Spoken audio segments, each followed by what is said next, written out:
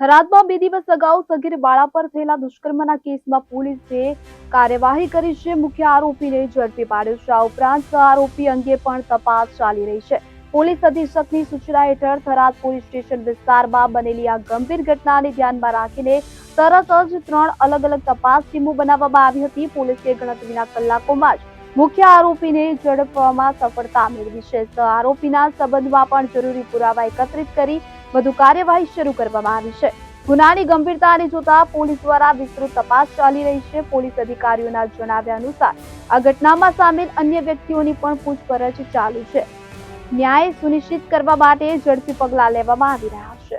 Tharad post વિસ્તારમાં 2 દિવસ અગાઉ જે સગીર બાળા ઉપર દુષ્કર્મની ફરિયાદ નોંધાઈ હતી, જે મહેરબાન એસપી સાહેબની સૂચના અન્વયે ગણતરીના કલાકમાં મુખ્ય આરોપીને પકડી પાડી તથા એના સહ આરોપીની આગળના પુરાવાઓ મેળવી ગુનાની ગંભીરતા લઈ પુરાવા મેળવી આગળ ગુનાની તપાસ તજવીજમાં હાલ ચાલી રહી છે.